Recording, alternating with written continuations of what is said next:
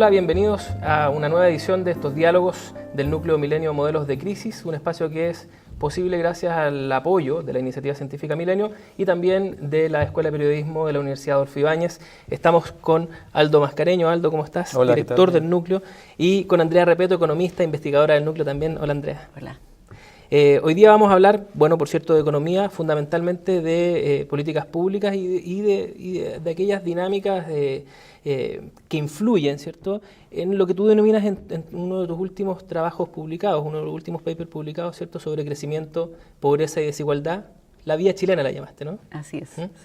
Sí. Como una transformación del enfoque de la política pública desde lo que había sido tradicional, que había sido la focalización, ¿cierto?, que tuvo ventajas desde el punto de vista de la superación de la pobreza, a una especie de universalidad o nueva focalización o focalización con un criterio más amplio que tendería, de acuerdo a lo que yo pude leer en tu trabajo, ¿cierto?, o podría tender a romper lo que ha sido una de las barreras más difíciles de romper en el caso chileno, que es la barrera de la desigualdad, o atenuar las desigualdades, ¿cierto?, que han sido más bien persistentes. Cuéntanos un poco cómo se logra, cómo llegas a esta conclusión. Sí, a ver, Chile tiene un problema de desigualdad desde hace muchas décadas, desde que empezamos a medir la desigualdad y hacer la comparativa a través de países.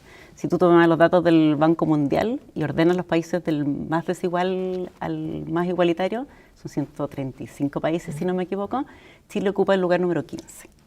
Estamos a la par con Paraguay, con las economías más pobres de África. O sea, no se condice nuestro nivel de desarrollo con nuestro nivel de desigualdad. Y eso es algo persistente, como decías muy bien tú, porque si tú miras además cómo era la desigualdad en los países que hoy día son desarrollados, pero que alguna vez pasaron por la etapa que estamos nosotros, cuando tenían ese PIB per cápita, corregidos por las diferencias del costo de la vida, etcétera, tenían índices de Gini, que es como típicamente medimos la desigualdad, entre 20 y 30 puntos más bajo que el que nosotros tenemos hoy día. O sea, tenían el mismo nivel de riqueza de ingreso medido por el ingreso per cápita, pero eran mucho menos desiguales. O sea, no tiene que ver esencialmente con la etapa de desarrollo que estamos. Y lo que trato de argumentar aquí en el trabajo es que, de alguna manera, nuestras políticas sociales se han ido focalizando en particular en superar la pobreza. La desigualdad ha estado en el discurso, crecer con igualdad, era el eslogan hace algunos años atrás. Del primer Lagos. Del primer Lagos. No sabemos cuál será el eslogan del próximo lago. O si es que hay. Si es que hay próximo lago. Si vamos a llegar a eslogan. Claro, seguimos siquiera la etapa primaria con eslogan. Pero en la práctica, en la política pública, no se ha hecho cargo de la desigualdad, de lo que los economistas llamamos de resultados, que es lo que yo tomo aquí en el trabajo. La manera en que la desigualdad se ha tomado en la política pública en Chile es que queremos expandir las oportunidades. ¿Y cómo se expanden las oportunidades? Con educación. Hemos puesto todas nuestras capacidades en el fondo de reducir las desigualdades a través de la educación, porque las personas, los niños, también la salud pública básica, van a tener más capacidades para aprender, y cuando uno aprende más y acumula más lo que nosotros los economistas llamamos capital humano, aunque a otras ciencias les carga que hablemos así, van a tener más oportunidades laborales. Y con más oportunidades laborales vas a tener mejores ingresos y por lo tanto vas a poder salir de acá. Lo que la educación te va a dar es oportunidades y por lo tanto mejores habilidades y una mayor movilidad social. Pero la desigualdad de resultados propiamente tal, o sea, si tuviste una mala educación o tuviste otros problemas, porque tiene que ver con el barrio donde vives, tiene que ver con discriminación, también hay otras piedras en el camino que hacen que aunque por mucho esfuerzo que hagamos en educación no necesariamente eso retorna. Ahí no le hemos puesto ningún énfasis, pero ha ido cambiando, como dices tú. O sea, partimos con la hiperfocalización, preocupados de la pobreza, de los grupos más pobres. Programas como el Chile Solidario y el ingreso ético familiar hoy día están focalizados en la extrema pobreza, hoy día alrededor del 5% de la población, hacia moverse a expandir los recursos monetarios que se entregan a las personas. A eso me refiero con resultados. No le estás dando herramientas, sino que le estás diciendo, sabes que los ingresos que ustedes tienen son insuficientes. Los vamos a suplementar de alguna forma. Exactamente. Las pensiones solidarias, por ejemplo, son un ejemplo de eso, en que hoy día se le entregan a las 60% más pobres, son los beneficiarios de aquello. Entonces pasaste de políticas hiperfocalizadas, preocupadas de la pobreza, a reconocer que hay grupos mucho más amplios que necesitan este apoyo. El ejemplo del ingreso familiar, el bono del trabajo de la mujer, el subsidio del empleo joven, todos esos son ingresos monetarios que están focalizados en grupos mucho más amplios de la población. Y el supuesto o la tensión en la que siempre se incurre cuando esta discusión se produce es si tiene sentido ampliar los beneficios o cuáles van a ser los efectos de ampliar los beneficios en el comportamiento de las personas. O sea, finalmente si las personas autónomamente tienen conductas, ¿cierto?, que son beneficiosas para ellos mismos o para el conjunto de la población, van a dejar de tenerlas por el hecho de que van a recibir un subsidio adicional.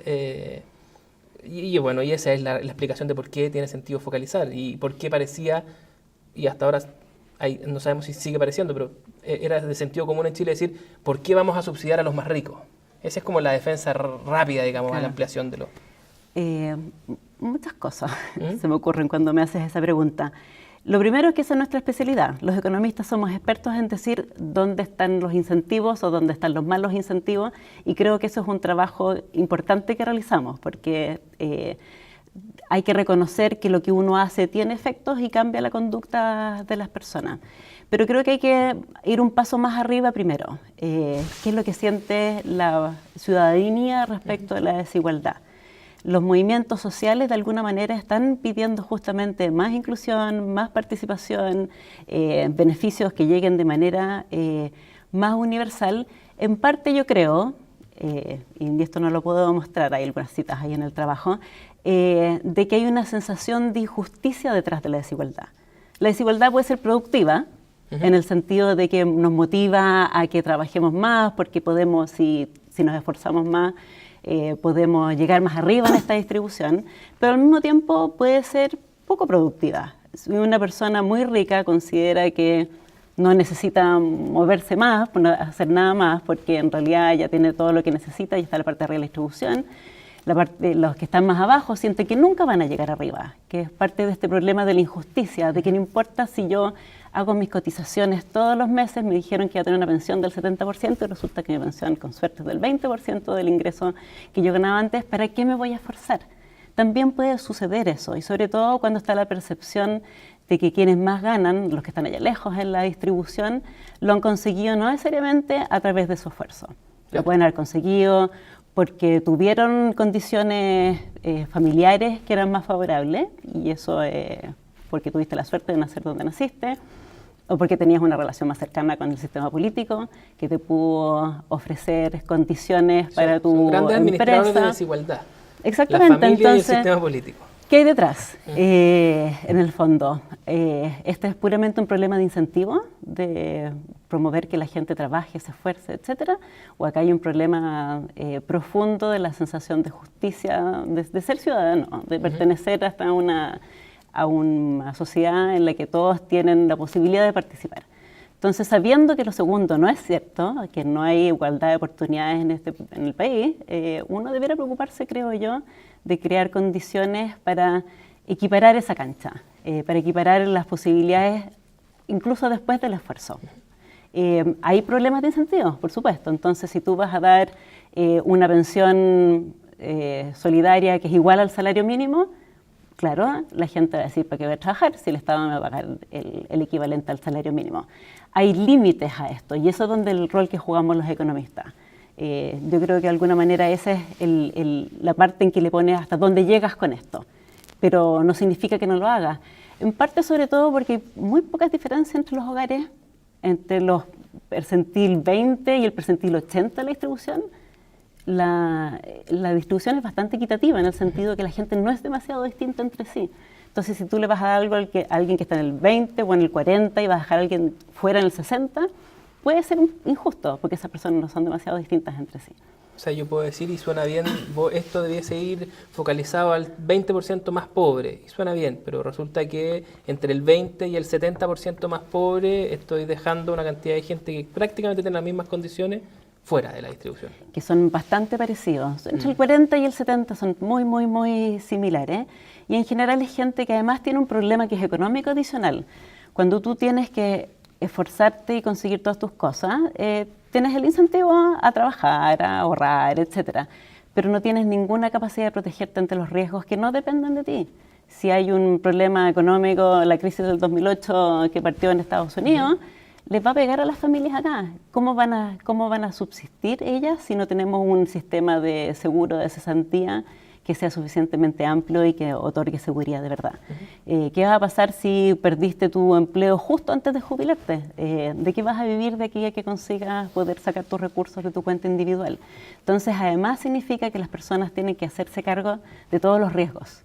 Entonces, está bien por el lado de los incentivos, pero está mal por el lado de los riesgos porque hay mecanismos que te permiten aunar los riesgos. A uno le va bien, a otros les va mal, y los que les va bien apoyan a los que va mal, y en otras circunstancias serán las mismas personas, pero en las posiciones diferentes en que nos vamos a apoyar todos mutuamente. Y en ese sentido, toco este tema en el trabajo, en que tenemos un sistema de seguridad social que es pobre, porque no asegura los riesgos de esta familia. Y las familias que están en estas circunstancias, percentil 50, 60, 70, de verdad se les baten solos. Les pagan el colegio a sus hijos, hacen los copagos en FONASA, algunos pocos incluso están en ISAPRE. Cualquier circunstancia, una enfermedad catastrófica, una pérdida de empleo, los obliga a tener que sacrificar aquellas cosas que han ganado. ¿Percentil 50, 60, estamos hablando de qué ingreso? No me sé los números de memoria, pero del percentil 75 son como 800.000 pesos en la familia en la CACEN del 2013, que no es la última CACEN. O sea, 3/4 de la familia ganan menos que eso. De hecho, si me dejan saber acá el torpeo. Tú el trabajo precisamente que durante un tiempo circuló a nivel de opinión pública sobre que Chile del 80% hacia abajo era un país casi nórdico desde el punto de vista igualitario. Claro, si tú sacas al 10% más rico en la CACEN, tenemos unos índices de Gini espectaculares. Pero estoy inventando el número, un 30% más pobre. Así es la concentración de ingresos más arriba. Y esto está bien escondido porque la CACEN, que es donde hacemos todas estas mediciones, tiene dificultades para capturar los ingresos de las personas que están más arriba. Por varios motivos. Cuando van a entrevistar, la gente rica no abre la puerta. Y cuando logras que alguien te abra la puerta y te cuente, no cuentan todos los ingresos. El Banco Mundial hizo un trabajo con los datos de impuestos internos, y donde tú sí puedes capturar los ingresos de las personas. Y en general son rentas empresariales que acumulan, no sé, el 1% más rico tiene alrededor del 15% de todos los ingresos del país, que eso no está capturado en la CACEN. Entonces, si la CACEN te dice que el Gini es como de 53, los datos de impuestos internos te dicen que el Gini es de 68. O sea, somos más desiguales mirados desde la perspectiva de lo que facturamos Claro. de lo que declaramos en la encuesta. Exactamente, sí. Andrea, yo quería preguntarte, entiendo el punto normativo, probablemente uno podría pensar, de orientarse hacia la universalidad en las políticas públicas. Pero no es esta cuestión también un problema de momento, fase y fase, en el fondo, ¿no? En el desarrollo de una política pública en países como de desarrollo muy rápido, ¿no? Como lo fue Chile desde los años 80 en adelante.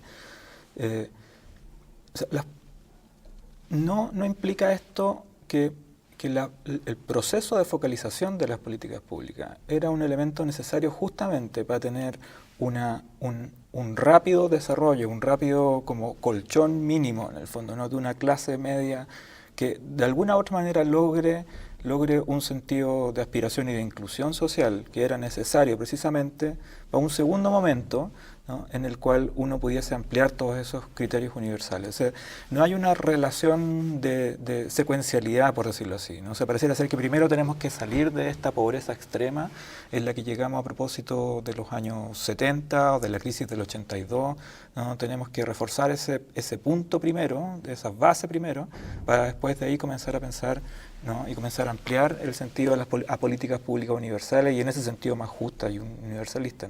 Yo creo que el trabajo yo lo llamo la vía chilena porque yo creo que eso es una elección que hizo el país. Yeah. Si tú miras la experiencia de los países que son desarrollados hoy día, no siguieron esta vía.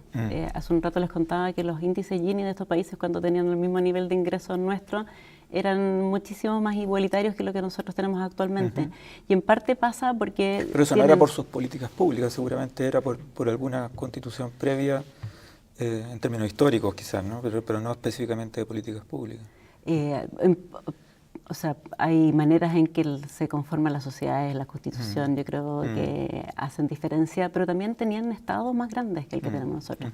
Nosotros tenemos todavía un estado que es relativamente pequeño incluso para nuestro nivel de desarrollo, y con un estado pequeño puedes hacer poca redistribución. Yo creo que es cierto lo que tú dices. En parte, el crecimiento de Chile tiene que ver con este sistema en que las personas tienen que esforzarse y las familias de alguna manera tienen puesta sobre sus manos la responsabilidad de su desarrollo y no en el Estado, que es la queja que se hace en muchos países que han dejado de crecer, de que de alguna manera se les pasó la mano en este sentido de la seguridad social, en que permite que la gente pase mucho tiempo sin empleo y le siguen pagando. Pero eso ha sido a costa de no resolver la desigualdad, y ha sido a costa de, como les decía hace un rato atrás, de imponerle todo el riesgo a las propias familias. Las familias son responsables en las buenas y en las malas por su propio desarrollo. Entonces tiene las dos caras, tiene luces y sombras. Por tu cuenta y riesgo, como dicen claro, los contratos honorarios. ¿Cuánto de este proceso de construcción de la política pública y del Estado desde los años 80 en adelante dirías tú que influyó en las condiciones críticas, por decirlo así, desde el 2011 en adelante, las cuales de falta y de confianza en la clase política, de falta de confianza en las instituciones, ¿no?, que hoy estamos viviendo ya hace casi 5 años? Sí, yo creo que se ha ido de alguna manera, hemos ido conociendo más, se ha ido destapando circunstancias en que han hecho más evidente esta idea de que estas diferencias que tenemos no es porque unos son flojos y otros no. Que es algo que está bien permeado en la población chilena, cuando las encuestas así como está bien preguntan... medido, por ejemplo, la CEP. La Así CEP es. tiene una serie súper larga sobre cuáles son las razones de la pobreza. Claro, y hay y una proporción mayoritaria de la gente dice que porque los pobres son flojos. Y está la percepción de la gente de haber hecho todo lo que me dijeron que hiciera. Déjame volver al ejemplo de las pensiones. He cotizado todos los meses. Cada vez que tengo empleo cotizo este 10%. Y ustedes me prometieron que iba a tener, de hecho me cambié de sistema, me pasé de reparto al sistema de capitalización individual y me prometieron que iba a tener una tremenda pensión y no la tengo. De alguna manera la sensación de que te impusieron algo que te resultó ser engañoso. Entonces, de alguna manera hemos ido aprendiendo eso, la sociedad se ha ido destapando esto. ¿Qué pasa además en términos de las políticas regulatorias? Nos encontramos con que las grandes empresas se coluden. Con que las AFP ganan incluso cuando a los trabajadores les va mal en su rentabilidad. Entonces se ha ido generando la percepción, creo yo, de que tenemos un sistema que no ha sido justo, porque yo he hecho de mi parte todo lo que me han pedido, me he trabajado, me he esforzado, he cotizado, pago el copago en salud, etcétera. Y toda esta otra gente están muy cercana a los políticos, han tenido reglas que los han favorecido. Tenemos un sistema tributario en que los cálculos de Michel Jorrat hace algunos años atrás eran que si tú ibas subiendo la distribución a la parte más arriba, el porcentaje de tus ingresos que vas a pagar impuestos va bajando. Completamente contrario a lo que uno quisiera en un sistema que quisiera equiparar las condiciones a las personas. Tú tienes unas cifras bien interesantes ahí de distribución. Sobre en el otro papel. En este de acá, sí. Pero lo estrictamente previsional. Que yo creo que este es un gran ejemplo, porque además es interesante porque Chile fue el primer país que creó un sistema de capitalización individual y América Latina y muchos de los países nuevos, comillas, de Europa del Este lo copiaron. El Banco Mundial salió al mundo a decirle, no solo a Pepe Piñera, sino que el Banco Mundial salió a decirle al mundo, hagan lo que hizo Chile. Ahora es interesante como tú lo planteas, porque de alguna manera si lo tomamos por lo menos de los dos grandes movimientos sociales que han puesto y han obligado, ¿cierto?, a la agenda a moverse hacia los temas como socialmente importantes y han girado la política y todo, es el movimiento estudiantil, el movimiento de los pingüinos primero, ¿cierto?, el universitario después, y ahora el movimiento previsional de no más AFP. Y son dos promesas largas.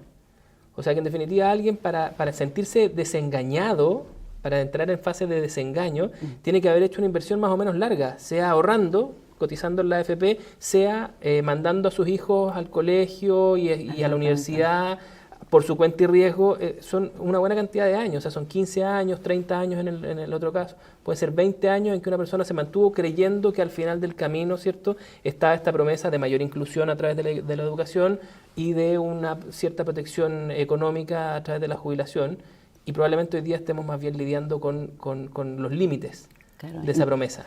Invertiste recursos e invertiste tiempo. Es bien interesante el punto que planteas tú, porque tiene que ver con discusiones que hemos tenido con Aldo a raíz de nuestro proyecto conjunto, en cómo el mercado entró en estos ámbitos en que en general no participa de manera tan amplia en otras partes del mundo. Esta idea de que cuando un mercado cualquiera, no sé, el mercado de las botellas de agua, yo puedo ir a comprar allá, puedo ir a comprar acá, si es más caro acá que allá, entonces voy para allá, aprendo rápidamente. Voy a comprar un detergente al supermercado y si la ropa me queda manchada o se echó a perder la ropa, entonces me cambio la próxima semana. Pero justamente en educación y justamente en pensiones uno no tiene espacio para hacer eso, porque no aprende de la, comillas, calidad de este producto, de este servicio que tú compraste hasta el final. Para los papás es muy difícil entender cuánto están aprendiendo los hijos de uno en el sistema escolar. Porque uno ve si tiene buena nota, tiene mala nota comparado con el curso, pero no sabe qué es lo que tiene que saber a las distintas edades, no sabe cómo lidia en otras partes. A alguna edad los chicos tampoco se quieren cambiar de colegio y uno no puede hacer lo que hace en el supermercado con el detergente, cambiarlo todos los años hasta que encontremos el colegio perfecto para este niño. ¿Cuándo te enteras tú? Cuando se gradúa el sistema escolar. Dio la PSU, no le fue bien, o peor aún, sigue en el sistema terciario y se entera cuando termina el sistema terciario. Lo mismo sucede en las pensiones. Tomé todas estas decisiones a lo largo del camino, el sistema te obliga a meterte, pero una vez que estás adentro eres una persona hiperracional que sabe escoger AFP, que sabe escoger fondo, que se está cambiando todos los meses y todas las veces aprovechando las oportunidades que te da el mercado y no te enteras hasta el día en que te jubilas, 60 años si eres mujer, 65 años si eres hombre. Entonces, estas cosas principales... Está toda la información.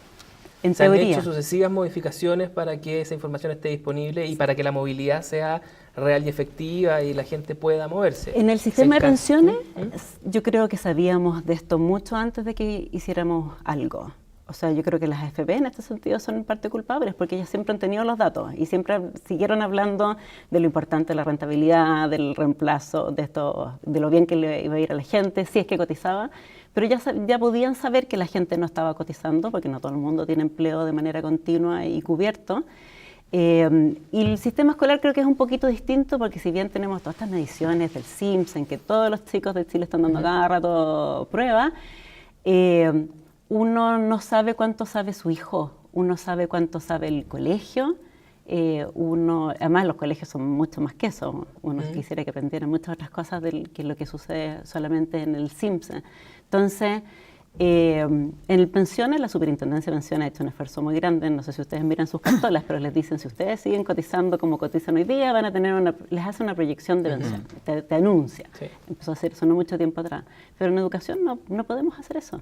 Es muy difícil, solamente sabes cuando los niños se gradúan y ves cuáles son las verdaderas oportunidades que tienen después. Me parece que los años 90 fue unos años en que privilegiamos ese consumo inmediato, ¿no? En que todo el ambiente cultural, por decirlo así, el milieu cultural de Chile estaba orientado hacia eso, ¿no? Y privilegiamos los mismos ejemplos que tú decías, ¿no? La compra del televisor, por el Mundial de Fútbol, por ver a Chile, qué sé yo, no sé, el viaje en avión, ¿no? A los balnearios en Brasil, en México, en el fondo, ¿no? De una clase media que por primera vez en sus vidas podía hacer eso, ¿no?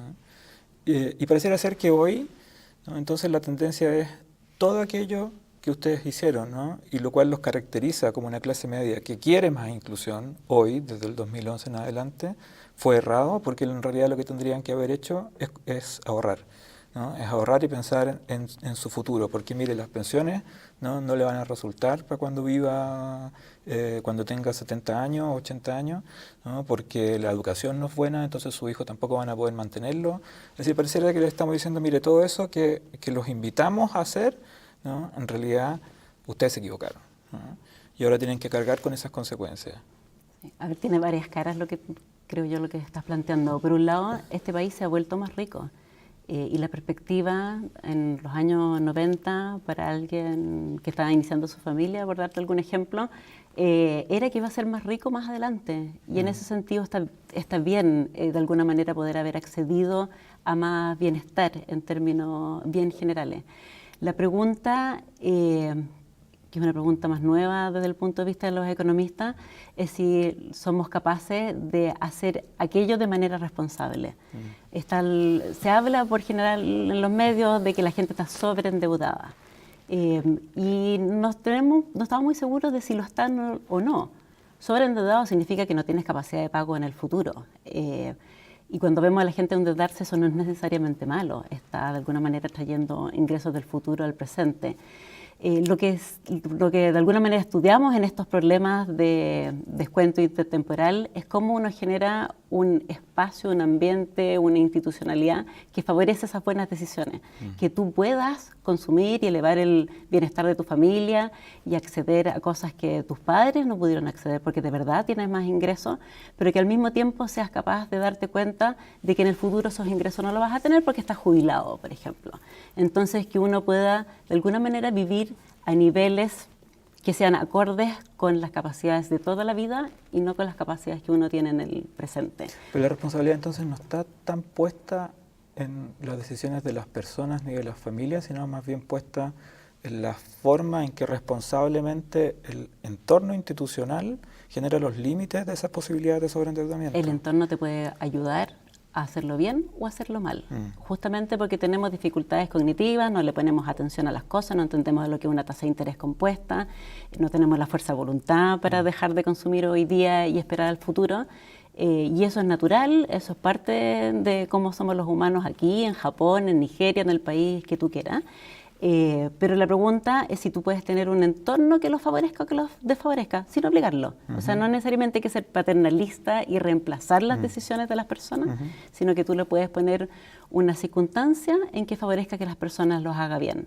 Ofrecerles programas de ahorro que sean atractivos. Hay cosas pequeñas que se hacen. Por ejemplo, en México tienen un sistema en que en los espacios rurales, si tú ibas y ahorrabas una pequeña cantidad en una cuenta de ahorro, te daban un boleto a la lotería. Y eso fue súper efectivo. El boleto a la lotería convirtió esta cosa futura en algo presente. Y las tasas de ahorro de los más pobres en México aumentaron en 7 puntos porcentuales, que es un montón para todo lo que nos cuesta ahorrar. Entonces tú puedes crear mecanismos en que no obligaste a nadie a ahorrar, los invitaste a ahorrar con otra cosa que le pasaste por el lado, la lotería, pero eso fue muy efectivo.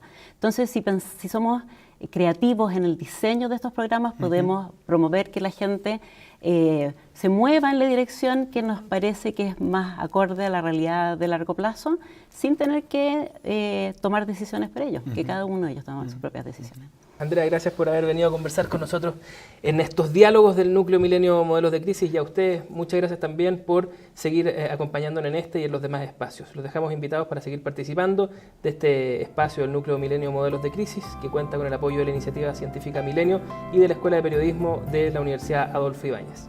Chao. Muchas gracias.